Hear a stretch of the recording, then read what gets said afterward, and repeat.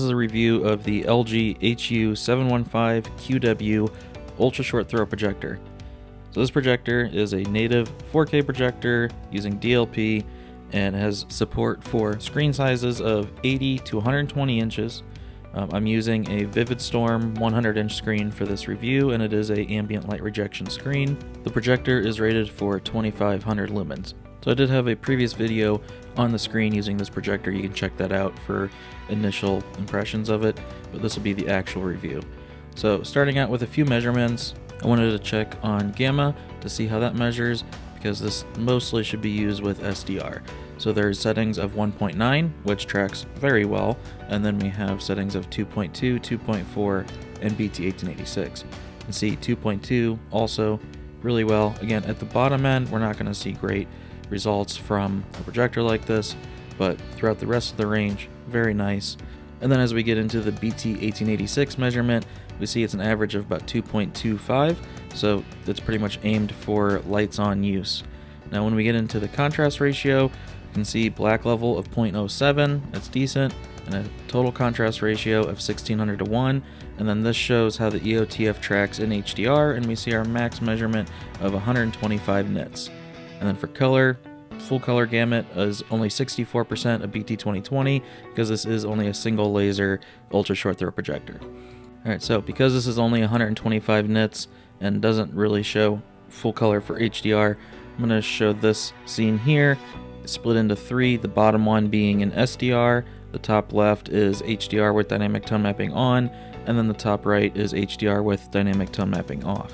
So by turning the dynamic tone mapping on, it will compress the overall brightness of the image in HDR. You can see the highlights aren't as bright, but it does that to retain more of the detail in HDR, whereas with dynamic tone mapping turned off, you lose a lot of the detail in the highlights, but they do get brighter. The overall average picture level of the image gets much brighter. And then also with dynamic tone mapping turned on, the shadowy, darker areas are overly bright and they don't look quite right, and it looks more washed out.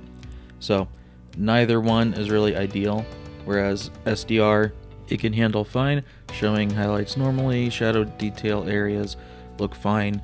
Really nothing to complain about with the range with SDR. It's only in HDR where you have to really decide if you're either one, going to turn it off, or two, if you use dynamic tone mapping on or off. Again, on will show you more detail and highlights but raise your shadows, and then off will have better shadows, and then your highlights are going to be clipped and showing no detail, and your overall image will be a lot brighter with dynamic tone mapping off as well. But I imagine for the most part in HDR content, you'll just leave dynamic tone mapping on so that it's not completely blown out in bright scenes. Alright, so now we'll look at the remote and projector itself before getting back into more content. So this has more of LG's older style remote, however it's white instead of black, and it also is backlit. Now, one thing that I'm not the biggest fan of is if you do have an LG TV like I do, some of the buttons are changed. So a lot of times just out of muscle memory I'll hit the wrong button. You can see the front of the projector has a nice grille, and on the back we have 3 HDMI ports. There is one with eARC support, 2 USB, Ethernet, and a Toslink. Now for one of the main use cases I can see for this projector would be sports, and especially like Super Bowl parties and stuff.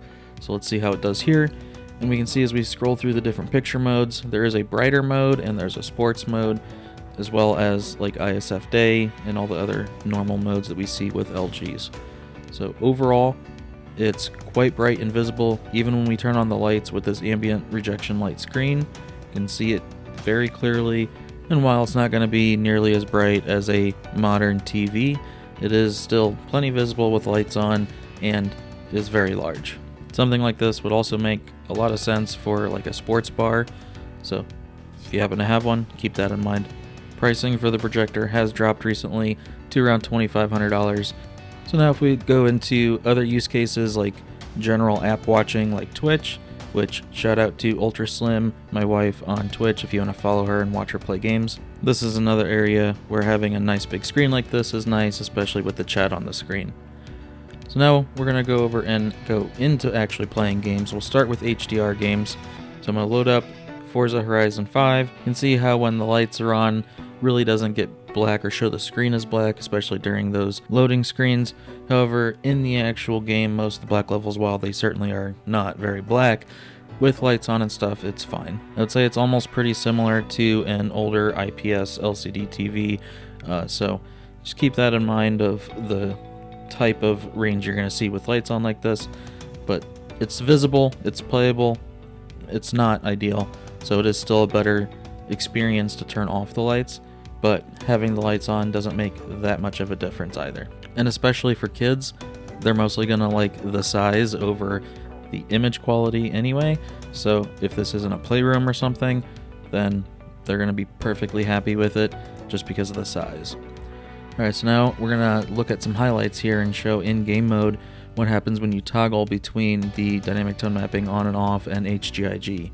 So we can see HGIG and off, both settings, there's pretty much nothing visible in the highlights, and you need to go to dynamic tone mapping on in order to really see anything in the brighter areas.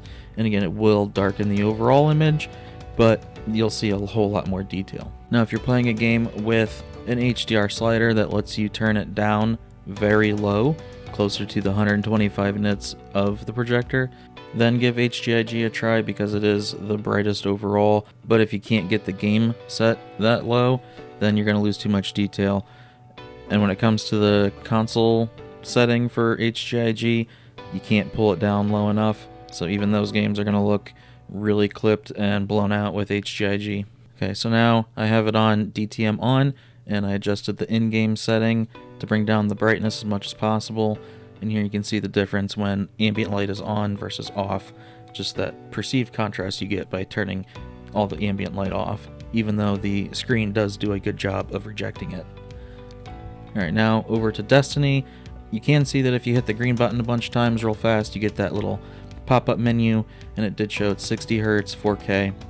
See, in Destiny we can only turn down to 500 nits, so if we go to HGIG or off, it still gets completely blown out, and we need to use the dynamic tone mapping on. But I do want to start now saying that overall gaming on this projector is not the best experience, but it's not bad either.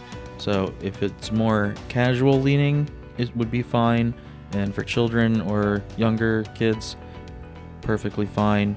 But if you're in any way competitive at all, or really a stickler about the quality of the gaming, then this is probably not an ideal situation for you. You may have seen some of the reasons why, but let's get into the first one. So I'm going to slow this down as much as I can, and I'm going to show you the input lag by how I can completely remove my finger from the trigger before the firing actually happens. So while it's not absolutely terrible input lag, like it's fine for when I was playing Forza, in shooters you definitely can notice that input lag if you are used to a faster, more modern, 10-20 milliseconds of most displays now, whereas this is 50-60 probably. And then here we're seeing the other issue with this being a DLP projector. You see that color separation with fast movements, and then we can see like the ghosting, inverse ghosting effect here because of it. That is visible whenever there is a fast movement on the screen when you're playing games. So that may be enough to turn some of you off from gaming.